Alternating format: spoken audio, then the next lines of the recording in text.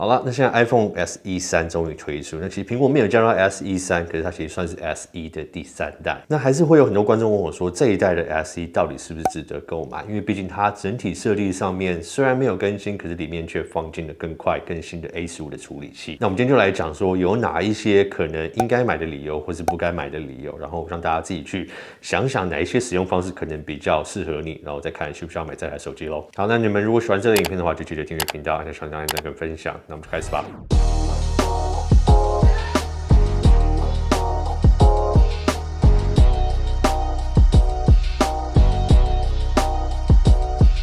那这一次的 iPhone SE 3呢，他们推出来虽然在美金的定价上面是多了$30后，可是台湾因为汇率会差的关系，其实相比上一代还少了600块钱台币。那所以关于这个价格部分到底多了这个钱或少了这个钱，这个就以你自己所在的国家，然后你们购买的价格自己去衡量。那还有另外一点，我们先前有提到说可能会降价的 iPhone SE 第2代。那现在虽然苹果官方他们是没有推出这个后继的版本，或者说他们并没有贩卖降价后的 SE2，可是其实呢，你在市面上的经销商还是会有办法找到比较便宜或者是降价的 SE 第2代，那它里面还是搭配了 A13的处理器，所以呢，你也可以去思考一下，如果你就是想要一台全新的 iPhone， 那你不是很在意说它现在目前搭配的是不是最顶级的处理器的话，其实 A13还是非常的强项。那或许你可以去一些经销商去找一些比较便宜的 iPhone SE 第2代。好，那我们首先就先来讲可能不买的理由啦。那我们这样比较公平起见，毕竟是一个果粉的频道。那第一呢，就是它的小萤幕。那这个萤幕呢，应该说以现在这个时代来讲，萤幕占比可能也只有 iPhone 还在出一个这么低萤幕占比的手机。那因为有很多观众对这一支手机的考量，因为毕竟是平价机种、入门机种，他们是想买来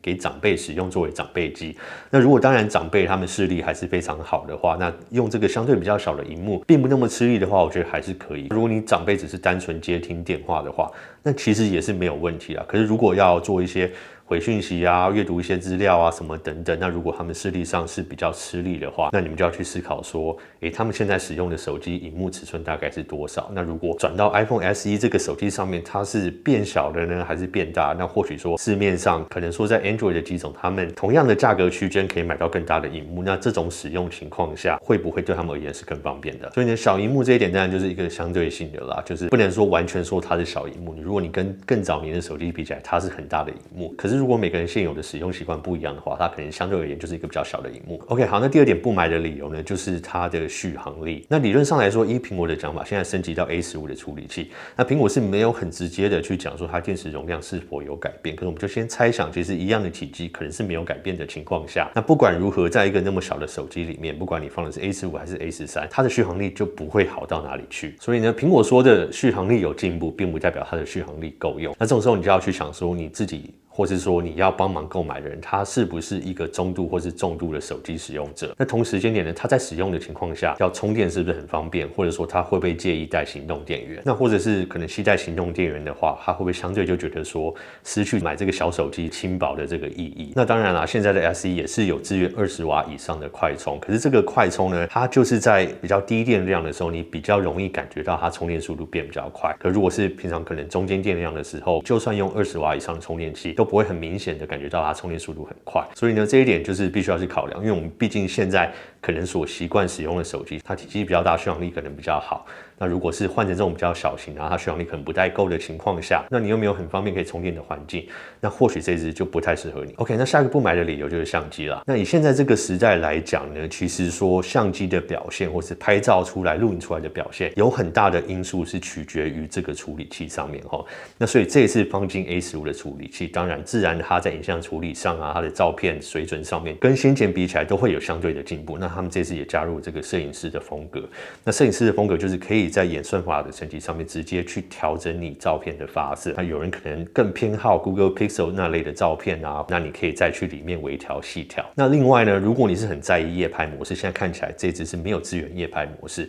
但是很奇怪的，他们在缩时摄影里面又有支援夜拍，所以我们到时候再来看看。但讲到相机呢，其实很多人更在意的，或许是除了主镜头之外，还有其他支援的镜头嘛。那像现在这支手机，他们有长焦镜头啊、超广角镜头。那如果在 Android 的机种上面，他们可能还有更长焦的镜头。那目前在 iPhone SE 上面就是只有单颗镜头的配置。那这个部分呢，我当然就是看你多在意拍照这一点。那其实你真的很在意拍照的话，你可以接受主镜头这个焦段的话，我相信它拍照出来的效果还是会不错。可是如果你是喜欢玩不同焦段啊，喜欢去拍超广角啊，那这支 iPhone SE 就是没有办法支援。那我们还是要讲一下，虽然说它有支援什么数位变焦等等，可是数位变焦就是在单一镜头的这个焦段里面去做裁切，那相对这个有长焦镜头或者其他更长焦5倍、10倍的镜头来讲，它所呈现出来的效果就不会这么好。那我们又讲回来，如果你是要买给长辈机使用，那你们长辈如果有时候他们可能外出游的时候，他们喜欢用一些长焦段去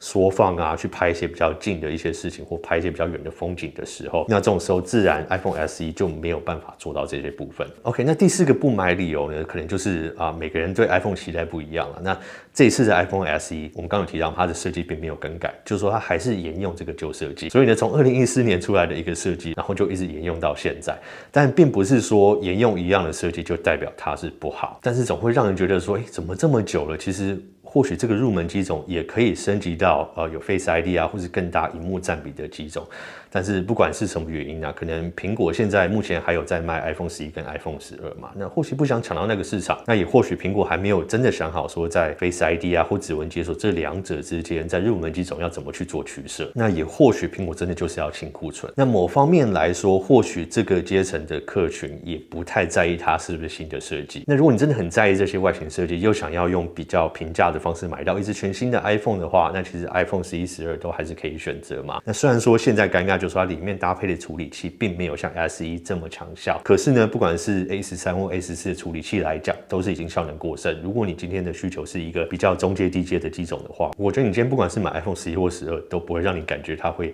有效能不够啊，或是变慢的感觉。那这一点你可以不用去担心。OK， 那我们讲完了不买的理由呢，我们现在当然要来讲讲几个必买的理由吼。那当然就是每个人看事情角度不一样啊，或是每个族群他们对手机有的要求跟需求不一样。那所以可能在这些情况下，对这些族群，这一些是非常好的优点。那也是给大家更多理由可以去购买这次的 iPhone SE 第3代。OK， 那第一点呢，当然就是 A15 的处理器。那现在在苹果所有的 iPhone 产品线上面，最入门、最低价的这个机种，台币13900。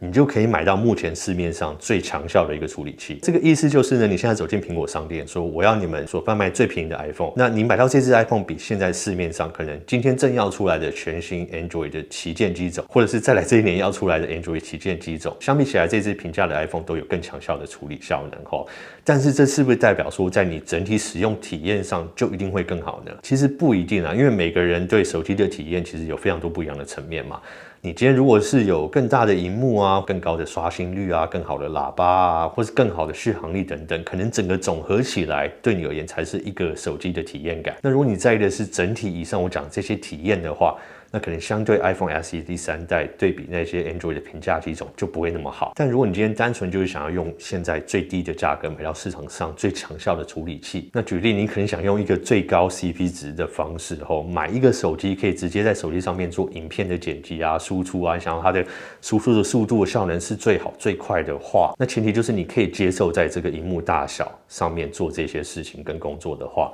那当然 iPhone SE 就是你最好的选择。那当然啊，如果我们真的相去比这个旗舰机种处理器来讲，其实现在的差距并没有像我们先前所以为的这么大。只是呢，以现在 Android 机种的情况下，他们并不会放旗舰机种的处理器在中低阶的产品上面嘛。所以相比起来，如果说你去对比 Android 中低阶的机种，他们可能配处理器又不是旗舰级的情况下，那这个差距就会有点比较明显。但是呢，还是要回到我刚刚所讲的啦，整体的体验你到底在意的是哪一些部分，然后再来思考说到底哪一个方向是比较适合你。那第二个我觉得必买的理由呢，可能就是往后的资源性上面。那这个我们在先前另外一支影片也有讲到，苹果现在目前 iOS 15他们支援到最旧的机种，还有到 iPhone 6s。那 iPhone 6s 是2015年推出的，所以算到现在有快要7年的一个时间哦。那所以以现在 iPhone SE 里面配上 A15 来讲，我觉得我们讲一个比较保守估计，我觉得至少将来的5年里面，你都会得到最新的软体更新，你不用怕你的手机变成一个孤儿，你不用去担心说你可能买的是平价机种啊，可能之后不管在安全性更新上面啊，或其他上面你需要去担心这一点。那当然除了作业系统本身之外呢，你也可以去相信说，可能大部分的软体开发商他们的 App， 至少一些主要的或不是一些很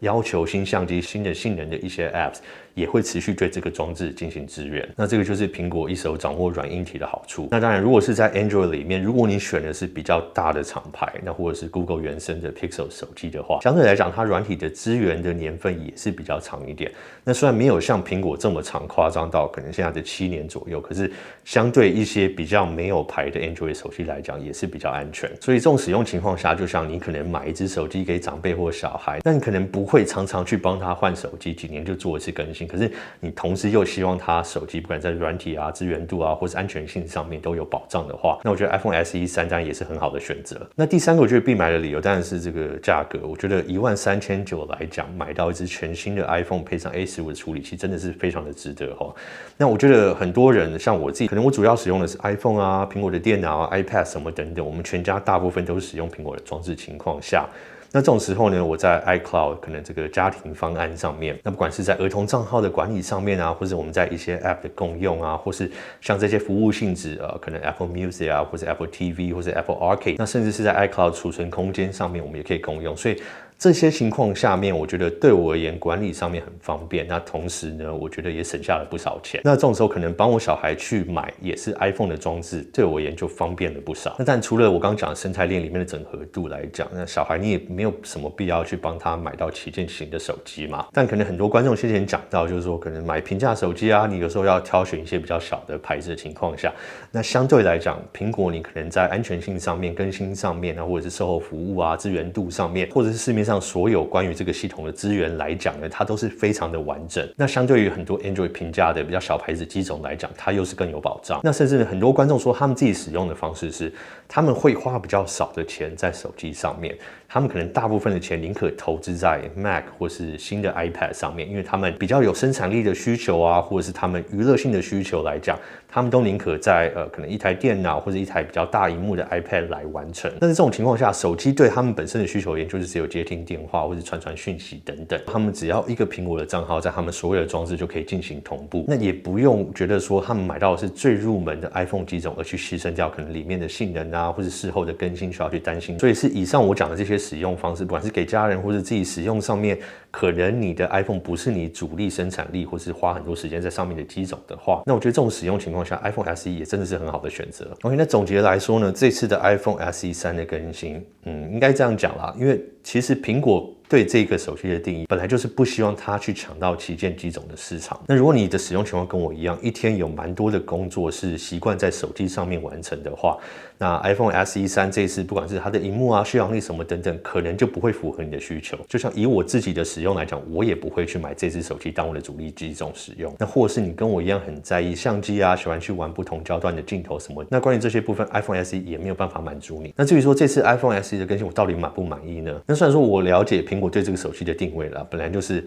虽然给了你 A15， 同时间也要去担心要怎么不去抢到旗舰机种的市场，所以在这些硬体啊、设计规格上面，它可以把它切割的非常清楚。但是呢，有多少还是希望说或许说很多人买这个手机是为了当长辈机使用，那如果你不想去把它更新到很类似现在可能 iPhone 13啊或 iPhone 11、12这类型的设计而去抢到市场的话，那你至少可能也可以在上面推出一个 Plus 萤幕更大的机种，像先前的6 Plus 啊、7 Plus、8 Plus 这一类的机种来讲，我觉得在这种情况下，很多人会愿意买它来当长辈机的这个意愿会更高，因为萤幕更大嘛，使用上相对来讲也是更方便。但不管如何啦，这次就是苹果对 iPhone SE 推出的更新啊，我觉得适不适合很难单一谁去定义说这个手机是好或不好，那就看你自己的使用情况跟你要买给的对象，你的使用情境是不是适合这支手机。那我觉得如果是适合你的话，我个人对这支手机还是非常的推荐。好，那今天的影片就先到这边，如果你们有什么其他的想法，也欢迎在下面留言啊，提出你可能会想买 SE 或者不想买 SE 的理由，大家可以一起讨论。那今天的影片就先到这边，如果你喜欢的话，就记得订阅频道，按照小铃铛按赞跟分享。我是苹果爹，我们下次影片见喽，拜。